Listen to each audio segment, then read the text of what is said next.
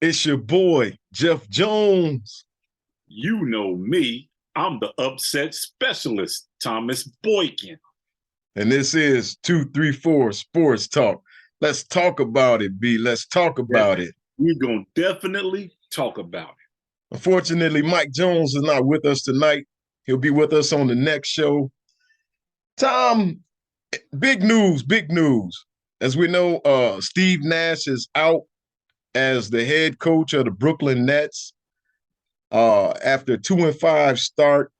A lot of things brought this about, I feel. We know that KD requested a trade earlier this year. We know a lot of things went on with Kyrie Irving, and we know about the Ben Simmons, James Harden trade also. So, what's your take on this? Do you feel like this was something that was just, simply going to happen at some point in time this season?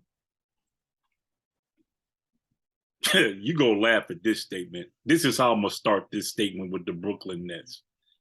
This is comedy. This is a bunch of losers that want to get traded because they don't want to leave where they came from respectively.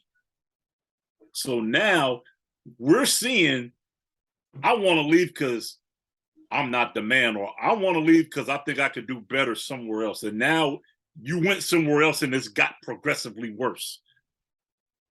With the Durants and your Kyrie Irvings and your guy from Philly, Ben Simmons, whenever we decide to see him play. So the Brooklyn Nets are in a state of disarray right now. They need leadership in the locker room, and it starts with your head coach. Now, Steve Nash goes 2-5, he gets the boot. You have all this drama and controversy about Kevin Durant wanting him out. Is it Kevin? You ask Kevin Durant, do you really want him gone, or is it just you that's underperforming? Because we going back to last year when you went and laid the egg in that debacle of a series that the Nets played against Boston. Kevin Durant was nowhere to be found in that series. Nowhere. Kyrie showed up for game one, and then he put his best foot forward, had his best game of the series, and then after that, you didn't pretty much hear about Kyrie Irving. So here's the thing. When are we going to reevaluate our team, buckle down on defense, get stops, and treat this team like it's supposed to be a team and not a two-man circus? You got other professionals on this team that can actually play this game that you're not even choose to involve at all. So what's the point in you having a team if it's just going to be you two? Even Jordan and Pippen had to rely on the other players to win games. Even your boys right now, the Milwaukee Bucks, depend on everybody else to be part of the team. You can't have individuals running the team. You got to have team. And I just don't like the fact that a player can control. I want a coach gone, so he's gone. No. So Tom, it's been rumored that former Boston Celtics head coach Ime Udoka, that they're actually, as we speak, they're in finalizing the deal with him. Do you think that he can come in and that he can turn this team around? If so, I mean, what do you think they need? If what is it going to take for him to turn this team around? Udoka, from my understanding, originally came from the Brooklyn Nets as an assistant coach. So he already kind of sort of knows what's the inner workings of the organization. Now, he has his work cut out for him, no doubt, because you have a bunch of guys there that's underachieving. You have two guys there that scratching your head. What's the end game? Are you trying to win a championship? Are you just here to be here? Number two, Udoka's got to get these two guys to lead the Nets. Actually lead, hold them accountable. Hey, where are you supposed to be at? Udoka's going to have his hands full selling these guys on defense, which is something they have not played in the last, 4 or 5 years since Durant's been there. And ranked 29th. Ranked 29th. He's got his work cut out for him. And if you think you're going to come out the East at 29th in defense, it ain't happening. It ain't happening. He's going to have to make some wholesale changes, especially in the culture part of that team. Because quiet as it's kept, the biggest cancer in that organization right now is Kyrie Irving. That's the biggest cancer in that organization. That's just my opinion. So for them to get right, you got to get Kyrie right, and you got to get Durant to lead like he's supposed to, like he was brought there to do, like he did with Oklahoma City. Although Russ took the brunt, he still had his part to do in leading. So there you have that. And I'm a firm believer back in what you're saying. I think that he needs to lead that team, talking about Kevin Durant. And I like Kevin Durant, don't get me wrong. But, you got to show some leadership, and you got to hold some guys accountable. I'm a big believer on accountability, and I know you are too. Being former Army soldiers, accountability is everything, and I think that you got to hold guys accountable. And instead of running, because he wanted to be traded, he went there, and I just think that as a player, with his type of caliber of player, this is your team. So if this is my team, then I got to lead by example. I got to hold guys accountable. And I got to show guys that this is what it's going to take, when you look at your Kobe's, when you look at your Michael Jordans, when you look at the winners, man, in this league, man, they stood there and they banged it out, man. And they were getting guys' faces too. Facts. And that's what you got to do, man. Facts.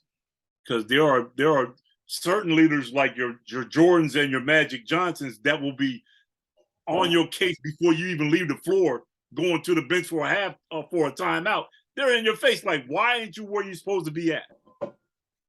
This is holding guys, keeping guys ready to go. This is what you need. This is the culture you need in Brooklyn. It's the only way that organization is going to come back together.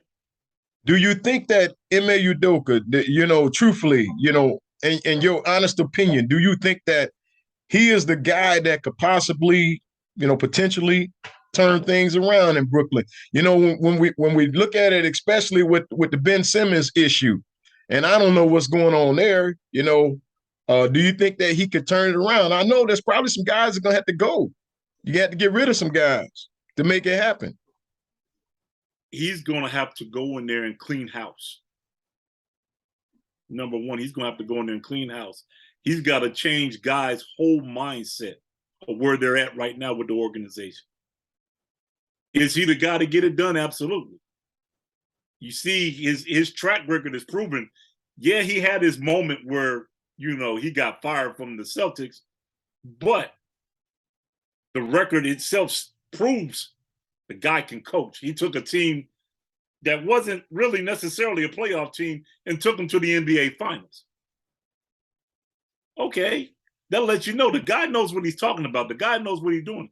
If you buy into his system, you can work the system and still make a good run into the season. But it's on them. He can only coach. He can't go out and execute. You got to go out as a player and execute. Other than that, I don't know what they're there for. They're taking up space, breathing air. When you look at it, so much drama right now. When you talk, there's two teams. The LA Lakers, of course, a lot of drama going on there. And then the Brooklyn Nets. Those two teams are right now so much drama in the air. You think that this is, a good idea for Udoka to come in or something like this? Oh, yeah. Now, keep in mind, Udoka has history with the Nets, so he already knows what he's got. He already knows what he's got to do. So that's not going to be an issue for Udoka. Now, the Lakers, on the other hand, that's a whole nother ball game. Even though they think they think they figured it out, but I'm still saying they haven't figured it out yet. You won 2 in a row, but you haven't beat anybody that's relevant. But we ain't even gonna get up onto that because that's where I'm at with that. But the Nets can salvage. We're only 7-8 games into the season. They can still salvage the season if they buy into Udoka's plan. But the bottom line is these players got to buy in. They got to come in prepared to work and do the work. Plain and simple. Definitely. You can lead a horse to water, as they always say, but you can't make them drink it. So we'll see how this plays out. But there's a lot of things going on in Brooklyn right now. Right. Fellas, let's talk about some NFL football. It's one of my favorite parts of the show, Pick'ems. Yes, sir. Let's talk about it. The Eagles and the Texans, week 9. Who you liking in that one? Texans got no shot, especially with Philly upgrading on defense. Philly all day. Yeah, I got Philly in that one with you.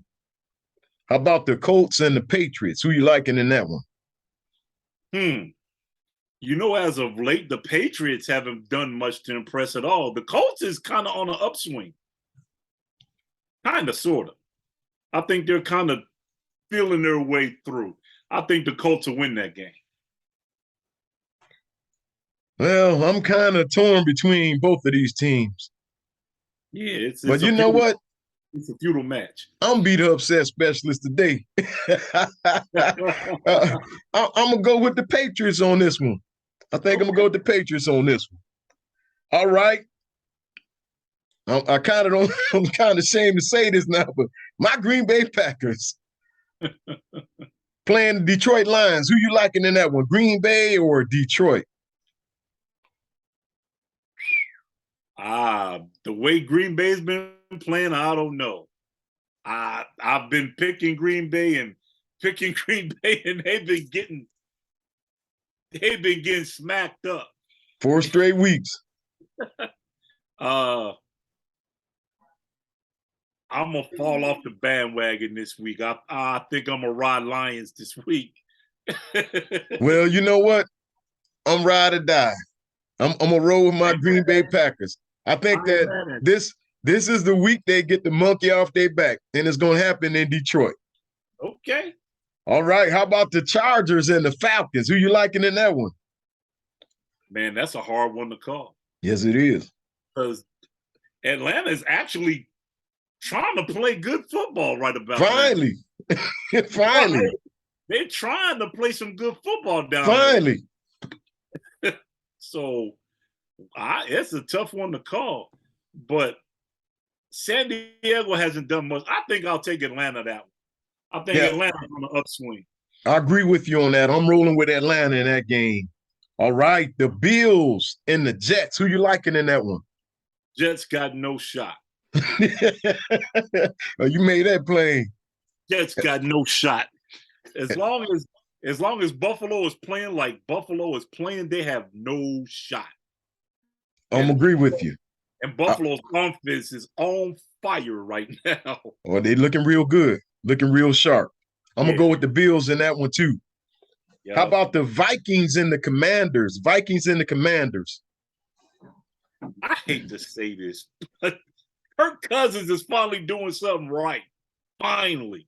After how many seasons? Been a long time. I think he goes back to FedEx and he deals the Commanders a loss. I agree. I got the Vikings in that one. How about the Panthers and the Bengals? I think the Bengals get the monkey off their back. They've played 2 bad weeks of football. I think they get their legs back. I agree. I got the Bengals in that one too. Man, they're going to have to protect Joe Burrow a little bit better than they've been, though. Oh, yeah. That's the big issue in Cincinnati right now. They're not protecting the quarterback at all. Yeah, you give Joe some time, Joe going to make it happen for you. All right, the Raiders and the Jags. Raiders and the Jaguars. That's a battle of futility. You got a point. That's a battle of futility. I think I'll ride Jags with that one. See, it's a tough one. It's a tough one. Man, you can flip a coin on that one. Right. I'm gonna roll with the Jags on with you on this one. I gotta roll with the Jags, man. The Dolphins and the Bears. The Dolphins and the Bears. The Bears get the debut their new offensive weapon, Chase Claypool, from my Steelers. Why we let him go? I don't know, but okay. But with all that being said, Tua eats the Bears, Dolphins win. Definitely. I was hoping you was going to say that. Definitely. Bears, Dolphins win. Dolphins all day in that one. Yep. All right, the Seahawks and the Cardinals. Gino, that's a good one. Gino gets it done again. I'm going to have to jump off the boat on this one. I'm going with the Cardinals. Oh, no. I'm going with the Cardinals. They're pretty on fire right now. They're pretty tough at home. The Cardinals is pretty tough at home, so I'm gonna roll with the Cardinals. If this was over in Seattle, I might have to roll with the Seahawks. All right, the Rams and the Buccaneers. Rams and the Buccaneers. Finally, I get to say this. Uh-oh. Tom Brady should have stayed retired. The world champs win this game. Well, I'm going with the Buccaneers. I think just like the Packers going to get the monkey off their back, Mr. Brady about to get the monkey off of his back too. All right, how about the Titans and the Chiefs? That's going to be one. Nah, too much Mahomes, too much offense, and they added as well, Chiefs. I got the Chiefs in that one. Definitely the Chiefs. All right, the Ravens and the Saints. Ravens and Saints. Now, that's going to be a good game. However, I think Baltimore's going in angry. I got the Ravens winning that one. I got the Ravens in that one. I'm going to take the Ravens in that one too as well. Well, college. Let's talk some college football. That's right. My boys got a bye this week. They need one. College football. Well, we know the big game, Tennessee versus Georgia. That game is going down on Saturday. And then the other big game we want to talk about is LSU versus Alabama. But first, let's talk about Tennessee and Georgia. Who you liking in that game, Tom? You know what? I think I'm gonna ride with the creamsicle. I think Tennessee's gonna pull off another win, another big win. I do believe Hendon Hooker is gonna have another Heisman moment with Georgia. I got the Vols winning this in a tight one. Well, Tom, I think Georgia is going to do something in this game. I think it's going to be a tough one, but I think Georgia's going to pull this one out. I'm going to have to roll with Georgia in this one. Okay. How about LSU and Alabama? Who you liking in that one? I'm going to say this. I'm hoping LSU wins. But we all know it's Bama. And the way LSU been playing and the way Tennessee exposed LSU, Bama's going to win this game. Definitely. I gotta roll with Bama on this one. I think Bama is going to make a statement in this one too. I don't think it's going to be close. They very well may. I don't think so. Well, big news in college, sticking with college football. Last week, we know Michigan State and Michigan, right after the game, after Michigan defeated Michigan State 29-7, heading up the tunnel, there was a big scuffle, big altercation. Four of the Michigan State players were suspended, and then a total another four more were suspended today, making that a total of 8 players suspended for Michigan State. What's your take on that altercation that took place after the Michigan State-Michigan game? Over the Paul Bunyan Trophy. Okay. Number one, unacceptable behavior by Michigan State. That's number one. There's no way. Yes, you already lost the game, and now you're going to cost your team more, losing players off the team behind it. You got to, as we stated before in previous shows, you got to be able to keep your cool, regardless if you win, regardless if you lose. If you're losing, take it out on your next opponent. Do the work for the next game and take it out on your opponent the following week.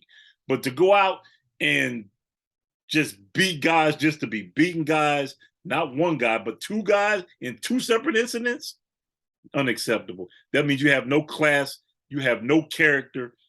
What good are you going to be at the next level? You're already hurting your career going to the next level. I got zero tolerance for that. And they're, from what I read on the reports, that they are indefinitely suspended, which for mine, they need to be gone permanently, because there's no place in college football for that. We're trying to clean up the nation as a whole with violence, and you're steady instigating violence. Come on, it makes no sense. You lost the game, you lost. Somebody's got to win, somebody got to lose. You got to deal with it accordingly. Plain and simple. You can't, if you're going to be mad at somebody, be mad at yourself because you didn't come to play. Because Michigan just flat manhandled Michigan State. You went down the field. You went down the field. You scored on the first drive, and then you didn't see no more. You didn't see the Michigan side of the field the rest of the game, which tells me what? You didn't come to play. Michigan came to play. So if you're not matching that energy, this is what happens, and that's a good teaching point. If that's Michigan State's coach, that's a teaching point for Michigan State's coach. If you don't come and do the work, this is what happens when you don't do the work. Yeah, I think some egos got bruised, and I'm with you. I agree with you on that. And I think those guys took it out on the Michigan players after taking that beating. Well, we'll see what happens with these guys. Hopefully, it doesn't cost them their football careers, but we'll see what happens. Well, the Big Ten is involved in this situation, as well as, as filing charges on these guys. So, it's we'll wait and see how that plays out. All right. Well, talking little World Series before we go, wrap it up. Uh-oh. It's all tied up at 2-2. Houston shut them out last night. Shut the Phillies down. No, hit them. What do you think? You think we going 7 in the World Series, or Absolutely. You think? I agree. Absolutely. I think it's going 7. Absolutely. Think it's going 7. What's astonishing is going from hitting all those home runs to can't buy a hit. That's amazing to me, man. That's amazing. And I think that's their first home loss in the series since for like the last 6 games. So they're 6-1 at home. That's a lot. The thing with baseball is you can be hot as all outdoors, hot as a wildfire, and then just go super cold. Or, you can just get a pitcher in there that just can make that happen. What's funny is nobody wants home field advantage because everybody's losing at home. But I definitely think it's going 7. I got the Astros in 7. I don't know what you think. I was going to say the same thing. I think since the Astros took back home field, I think the Astros shut it down to 7. Yeah, I got the Astros in 7. Well, we done talked about it. And until the next time, this has been 234 Sports Talk. Like and subscribe. Listen, we want to hear from you. We want to interact with you. So comment. Tell us how you like the show. If you don't like the show, tell us you don't like the show. Talk to us. If there's something you want us to talk about, let's talk about it. You can catch us on TikTok. You can catch us on Twitter. And you can catch us right here on YouTube. Absolutely. Until the next time, this has been 234 Sports Talk. I'm your boy, Jeff Jones. The upset specialist, Thomas Boykin. And we shout out to my man, Mike Jones. Yes, sir.